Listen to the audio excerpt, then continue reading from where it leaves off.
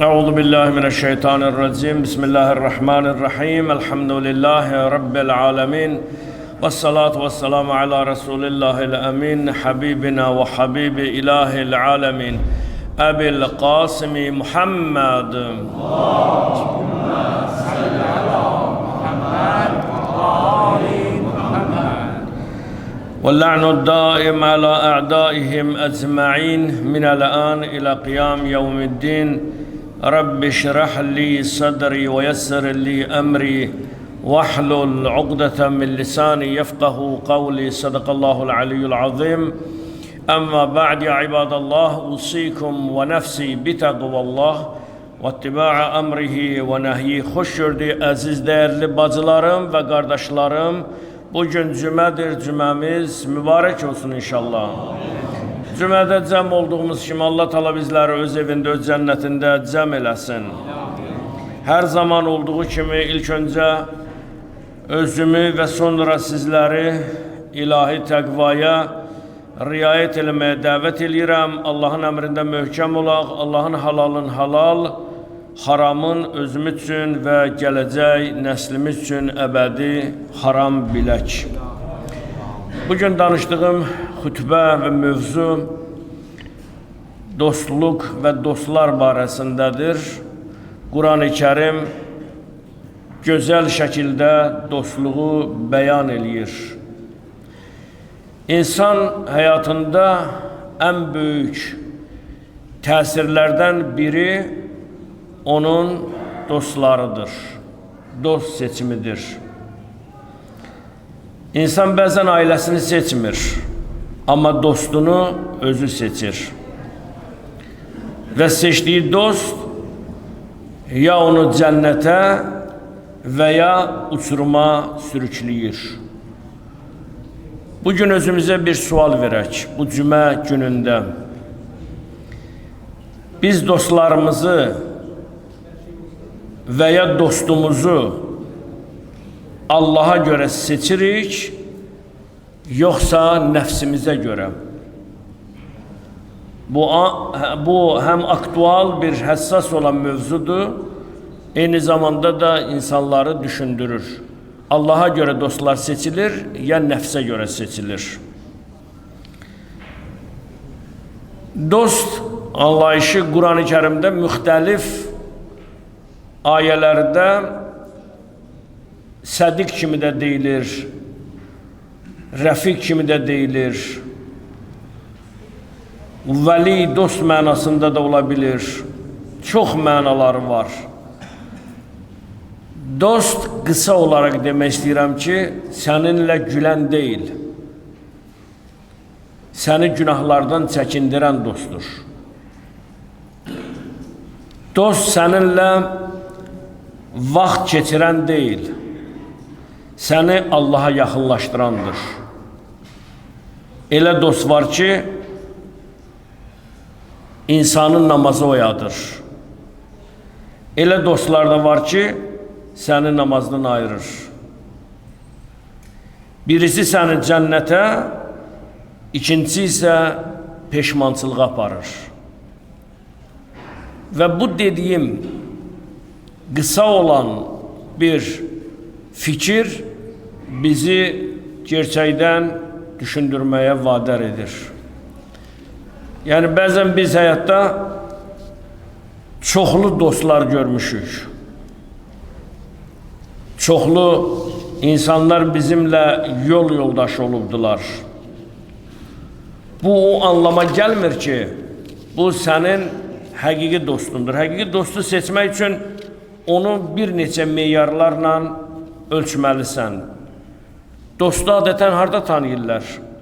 Səfərdə. Səfərə gedəndə görürsən ki, mələk bildiyin, nur bildiyin, sənin üçün canından keçən bildiyin bir insan səfərdə Əzrailə çevrilir. Hətta sənin canını almağa belə gücü çatmağa, əgər çatarsa məhv eləyər, canını alar səfərdə. Bəzən də danışırlar və əxlaq alimləri qeyd edirlər ki, dostları tapmaq üçün ona biraz pul ver. Ona pul ver və onu sına. O özünü göstərəcək, özünü biruzə verəcək. Ona pul verəcəksən və verəndən sonra onu təqib elə. Gör özünü necə aparır. Hər bir halda dostu yoxlamaq üçün bizə şərait yaradılır. Bizə imkanlar verilir. Qiyamət günündə ən dəhşətli suallardan və sözlərdən biri budur ki, Allah buyuracaq, dünyada kiminlə dostluq etmirsən? Ən dəhşətli söz bu olacaq. Sən dünyada kimlə dostluq etdin? Kimi evvə gətirdin? Kiminlə şərik oldun?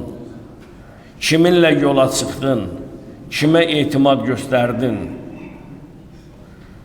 Bunun da bariz sübutu Allah Teala Kur'an-ı Kerim'de Zuhruf suresinin 67. ayəsində belə buyurur. Bismillahirrahmanirrahim.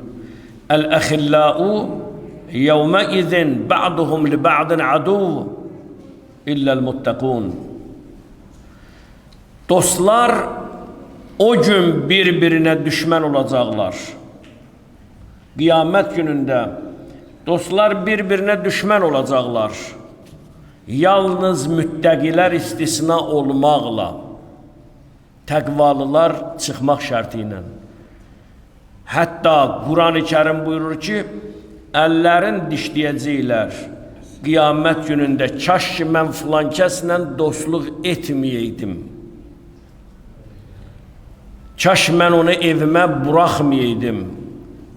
Kaş ona öz sirrimi verməyəydim.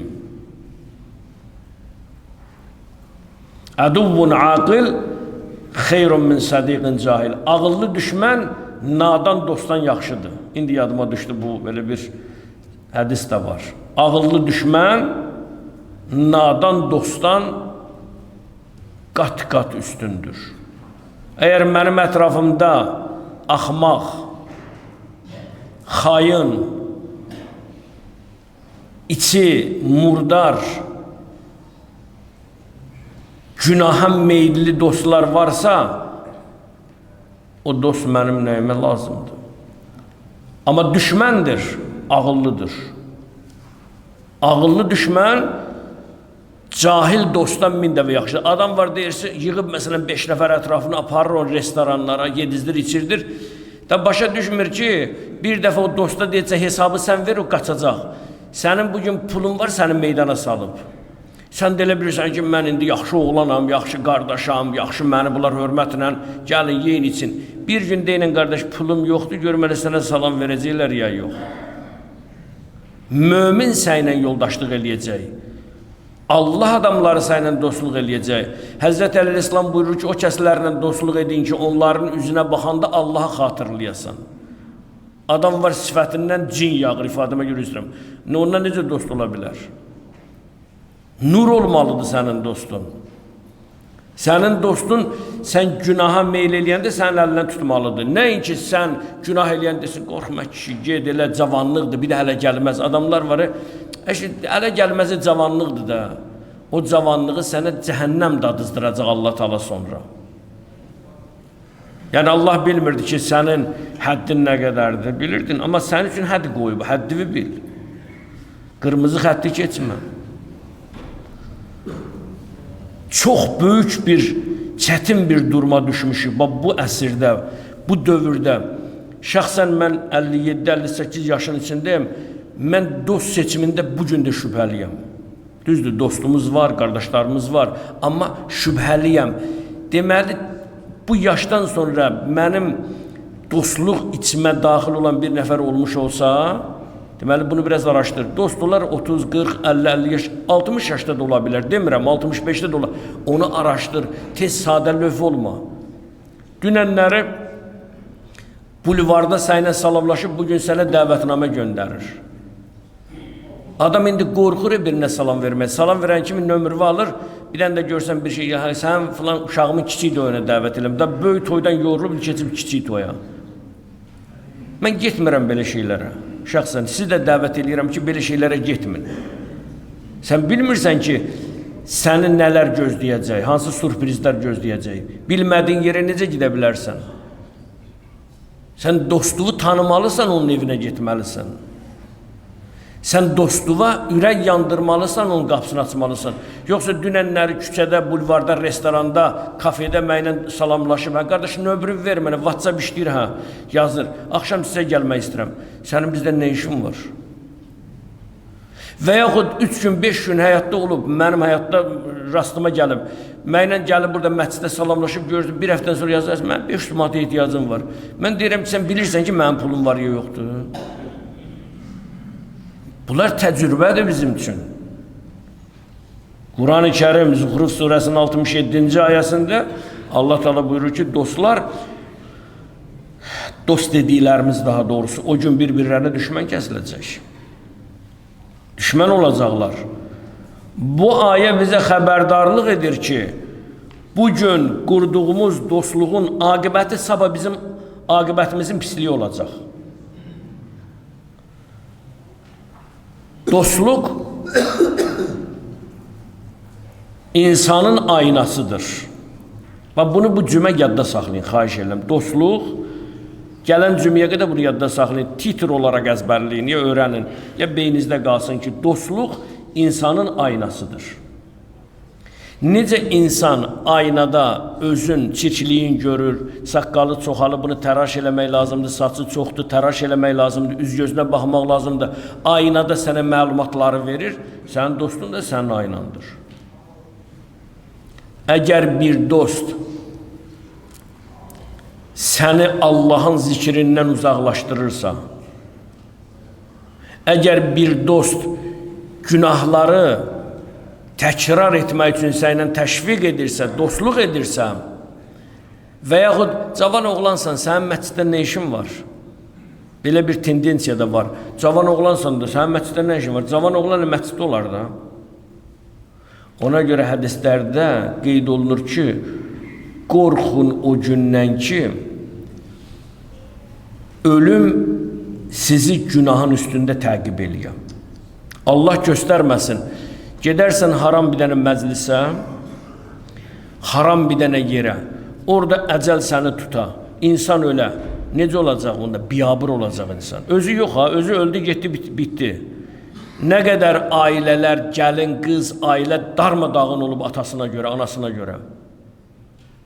Deyirlər, sənin baban filan yerdə günahın üstündə öldü.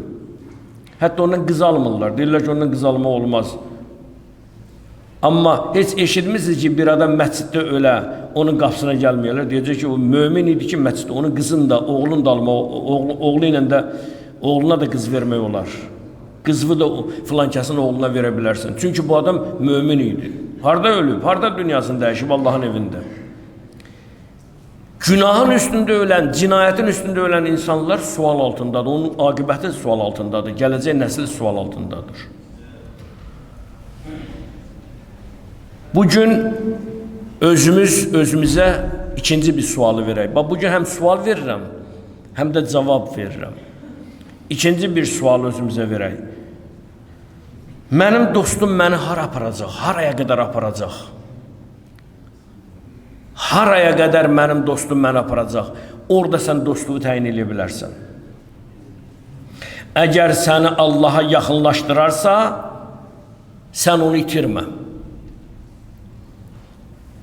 Əgər səni uzaqlaşdırarsa, Allahdan, ondan uzaqlaş. Niyə görə bugün dostluq zəifləyir? Niyə görə? Bax, dostlar niyə zəifləyib? Əvvəl 30 il, 40 il kişilər mən tanıyırdım, görmüşdüm ki, onların dostluğu da möhkəm idi. Çətin günündə onların yanında idi. Niyə görə? dostluq zəifləyir. Mən cavab verərdim ki, dostluq zəifləməyib. Dəyərlər zəiflədiyi üçün dostluqlar da zəifləyir. Çünki biz dəyərlərdən uzaqlaşmışıq. Biz dəyərlərin yerinə maraqlarla məşğul oluruq, maraqlarla dostluq eləyirik. Dəyərlər yoxdur. Əvvəllər dostluq qəlb üzərində qurulurdu. Elə deyil. Ürəyin yatırdı ona, qəlbin dostluğu olurdu. İndi isə maraqlar üzərində, indi isə çox vaxt mənfəət üzərində qurulur. Görün, bunun pulu var, bu ilə dostluq eləyim. İşimə yarayır, dostluq eləyim. İşimə yaramırsa uzaqlaşdırım. Belə dostluq heç vaxtı insanı uzun müddətli dost kimi yaşada bilməz. Və ya dostluqlar zəifləyir. Səbəbləri nədir? Sosial şəbəkələr. Sosial şəbəkələr bizi çox şeylərdən məhrum eləyir. Mən hər zaman deyirəm, sosial şəbəkə nərdivan kimidir. Yuxarıda qalxa bilərsən, aşağı da düşə bilərsən. Yaxşıdır sosial şəbəkələrdən istifadə. İsmail qardaşımız keçən səfər mənə bir hədiyyə gətirmişdi. Bütün dünya, Almaniyada mənə zəng elədilər ki, təbrik eləyir filan. Bir mənə portret çəkib, ürəyi istəyib, bütün insanlar onu paylaşım elədilər. Bu yaxşı şeydir. Və gördüm, hamısı da İsmailə də dua yazır, mənə də yazır. Nə yaxşı. Amma sosial medialar var, ev yıxıb. Məhv eləyib ailələri. Sosial şəbəkə ilə dost tapırlar. Sosial şəbəkə ilə özlərinə xanım tapırlar. İnciməsin məndən xanımlar. Boşanmaların səbəbini mən araşdıranda gördüm ki, qızlarımızın, oğlanlarımızın çoxu 1 ay, 3 ay, 5 ay, 8 il, 1 ildən sonra boşanırlar. Niyə? Deyir, sosial şəbəkələrdən, Facebook'dan, TikTok'dan tapmışdım. TikTok'dan tapılan qız və ya oğlan 1 ildən artıq olmayacaq. Instagramda tapılan oğlan qız o sənə xanım ola bilməz. Mən sübut eləyirəm bunu. Kimsə dursun, yüzlərlə insan var burada. Desin ki, mən sosial şəbəkədə oğlum üçün qız tapdım, 10 ildir mən. Bu şey yoxdur, ya absurddur, yalan söhbətdir. İllərlə zamanında bir qızı bəyənmək üçün qapısına gedirdilər, iş yerinə gedirdilər, küçədə onunla maraqlanırdılar, qonşularından soruşurdular, rəfiqələrindən soruşurdular, bu qız kimdir, əxlaqı necədir, özün necə aparır, atası necədir, cəmiyyətdə necədir, sosiallaşma necədir. İndi qardaş tanış oldu, sabah elçi, nişan, bu nə yanaşmadı? Bu nə yanaşmadı? Sosial şəbəkələrdə paylaşımlar var, amma səmimiyyət yoxdur. Mən bugün də xahiş edirəm sizdən, hər cümə deyirəm, mənə mesaj yazanda cümə günü səsli mesaj yazın. Mənə şablonlu cümə mübarək, mən çoxuna cavab vermirəm. Mənə o lazım deyil, mənə səmimiyyət, o isti nəfəs lazımdır. Qardaş, salamün aleyküm, cümə mübarək, bu mənə lazımdır. Mən adam var, məsələn, səmimiyyətdən götürüb ona cümə yazıram, götürür mənə 2-dən belə işarə qoy, bu nə işarədir bilmirəm, bu belə. Əli, mənə işarə, nədir bu, mən başa düşünmürəm. Bəlkə başqa şey anlamındadır. Mən sənə səs göndərirəm 25 saniyə, 1 dəqiqə. Mənə cavab verdi. Yazır, salamun aleyküm, cümən mübarək olsun. Bilmirəm, bəlkə də indi şifrovkadır. Mən cavab vermirəm və verməyəcəm də. Belə dostlar bizim həyatımızı ləkələyirlər. Sosial mediada da olsun, cəmiyyətdə də olsun, balanslaşma pozulub. Bizə həqiqi dost lazımdır. Bax, burada möminlər var ha. Bu möminlər, həqiqətən sizin içinizdə elə kişilər var, elə oğullar var, elə dəyərli hələ bacılar var ki, onlar insanların namusunu da, qeyrətini də çəkir. Onları evə dəvət etmək olar, dostluq etmək olar, onlarla həmdərd olmaq olar. Amma elə insanlar var ki, Allahdan qəflətdədir. Mümkün deyil. Ona görə bugün insanların çoxu həyatda dost axtarmır. Nə axtarır? Fayda. Səmimiyyət yox, rahatlıq axtarır. Amma unutmayaq, əsl dost çətin gündə bilinir. Əsl dost və ya dostlar Allah üçün qurulur. Ona görə çalışaq, bugün bu cümə, bu dostluq səmimiyyətindən istifadə edib özümüz üçün həyat balansını quraq. Allah'ın verirəm cəlalı xatirinə. Allah'ım bizə səni sevən dostlar nəsib elə. Bizi səndən uzaqlaşdıran dostlardan bizi qoru. Qəlbimizi və yolumuzu doğru insanlara bizə nəsib et. Günahlardan, haramlardan çəkindir. Bizim aqibətimizi, axirətimizi xeyr elə. İlahi, bizim övladlarımıza və bizə və bizim gələcək nəslimizə həqiqi iman əhli, mömin olan dostlardan qərar ver. İlahi və Rəbbim, bayrağımızı, ölkəmizi, dövlətimizi, dövlətçiliyimizi qoru. Dünyada müharibələr gedir, müharibələrə son qoy ya Rəbbim. Müsəlmanları qalib elə ya Rəbbim. İlahi, sənə and verirəm cəlalımın xatirinə, şəhidlərimizin ruhlarını duaçı elə. Minarələrimizdən azan sədaların kəsmə. Bu cüməni, bu əmniyyəti, bu rahatçılıq əlimizdən alma. İlahi, vaxtı ikən burada namaz qılıb indi torpağın əsiridirlər, ruhların şad elə. Bu məscidi tikdirib dünyadan gedənin ruhun şad elə. Bizləri aq valideyn qərar vermə. Xəstələrimizə, yaralılarımıza, xəstəxanada olanlara acil şəfalar ver. Bizim əziz bacılardan biri bayaqları namaza gəlmədən öncə dedi, Ələkbər kişi valideyni xəstədir, ilahi. Ona da və onun timsalında olan bütün xəstələrə acil şəfalar ver. Bizim dəyərli Kürdəmirin axundu qazisi, dəyərlimiz Hacı Füzulinin övladı da məndən dua istədi, el duasını istədi. İlahi, onun da ürəyində nə niyyəti var, həyata keçirdi. Övlad olmayanlara övlad lütf elə. Borc olanların borcları nəda elə. Bizi alçaqların, şərəfsizlərin, ləyaqətsizlərin qarşısında əymə. Bizim dostlarımızı qeyrətli etmirsən ya Rəbbim. Bizi də dostlar seçimində qeyrətli olmağı nəsib elə. Bismillahirrahmanirrahim. Qul huvallahu ahad, Allahu samad, lem yelid və lem yulad və lem yekullahu kufuven ahad. Ölənlərimizin ruhları və möminlər, möminə bacılarımız, namaza gələnlərin salamatçılığından ötəri salavat zikr eləyək.